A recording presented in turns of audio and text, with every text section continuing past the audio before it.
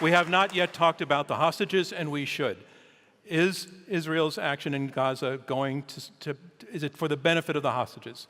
Absolutely. Israel is fighting to bring the hostages home while Hamas is starving and torturing and raping them. We managed in November, because Hamas was being clobbered and it wanted a breather. They released nearly half of the hostages. We've sent in special forces to rescue hostages in raids my opponent has condemned. Israel is fighting to put the military pressure on Hamas to release the hostages, but Hamas doesn't want to release the hostages. And the reason it doesn't want to release the hostages is that it knows that the longer this war goes on and the more suffering it generates among its own people in Gaza, the more it advances its own goal of isolating Israel. And Mr. Hasan, it pains me that you do not seem to realize the role that you play within Hamas's strategy when you deflect blame onto Israel. Never demand any accountability.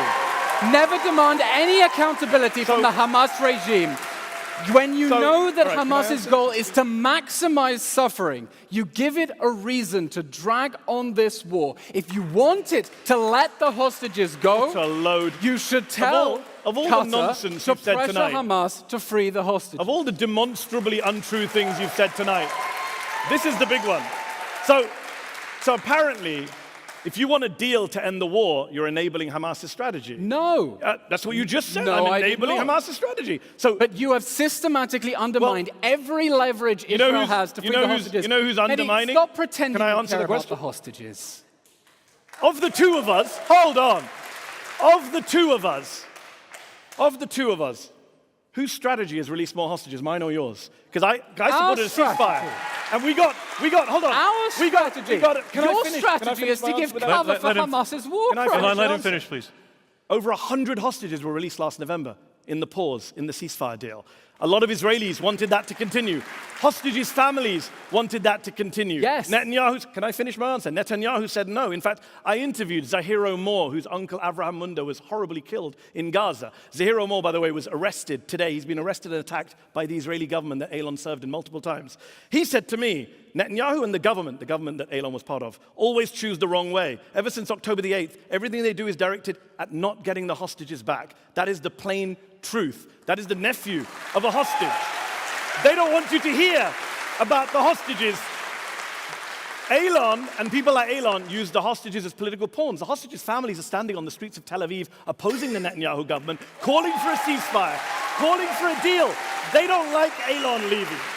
They don't support Eylon. Mr. Hasan, how many hostage rallies have you spoken at? How many hostages' mothers have you embraced and hugged them and told them, I am here for you, whatever you need? I was at Central Park. I was at Central Park last Sunday at the rally for the hostages. You were not. Mr. Hasan, if you really care about the hostages, I have a spare hostage pin here.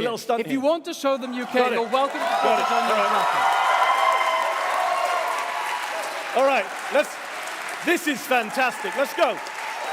So, put it on. Show them you care. Show them you care. I am in daily contact with the hostage families. I tell them I will do whatever it takes to help you get your kids home. Show them you care and stop trying to exploit the hostages' suffering. Eylon, allow him to respond. You've got your bit of stagecraft. Please take it. Let's be clear. You saw the very, very performative outrage there from Eylon there. To be clear, don't you lecture me about hostages when your government has killed more hostages than it has rescued. That's on you. That's on you. And that is on Hamas. After this. That is on Hamas. Let me answer this. Hamas. Let me answer this.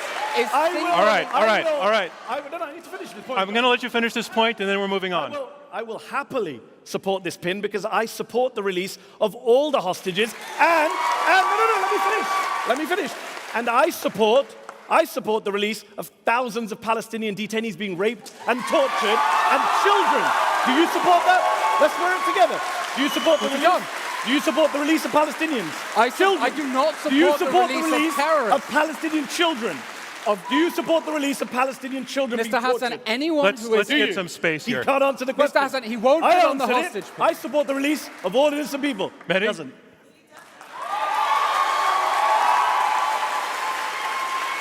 That's all you've got, Once Eylon. again. Gimmicks. Once again. All you've got All is right, gimmicks. all right, Once again. all right, Put it on. all right. I have one more question before we pivot to some questions from some journalists who are joining us, and I want to talk about America's involvement in this situation. The U.S. has been largely supporting Israel. If the war in Israel is unjustified, that implicates the U.S. in an unjust war. If the war is justified, then we have an ally that requires our help. Which is it? I'm sorry, I didn't hear the question. We have, it's about U.S. involvement in the war. If the war is unjustified, that implicates the U.S. in an unjust war. If it's justified, we have an ally that requires our help. When this war began, President Biden said that Israel is facing sheer, pure, unadulterated evil. It was so obvious in the moment of shock after October 7th that for Israel to defend itself, it has to dismantle the Hamas terror regime, that President Barack Obama said we must stand by our ally Israel as it dismantles Hamas. The United States has made valuable support to Israel in its goal of bringing down the Hamas regime. What we need is pressure on Hamas and its patrons, Qatar, Turkey, and Iran, to let the hostages go. That pressure has not been forthcoming. I mean,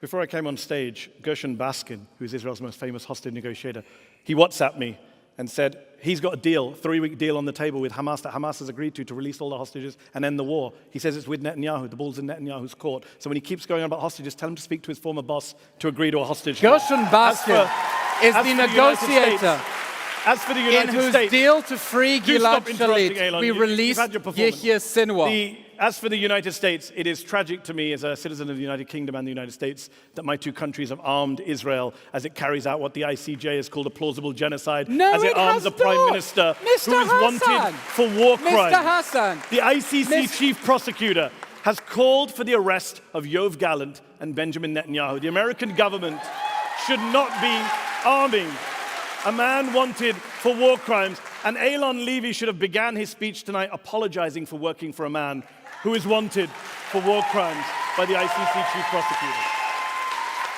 Mr. Donvan, you called me to account at the beginning of the debate and said I should not have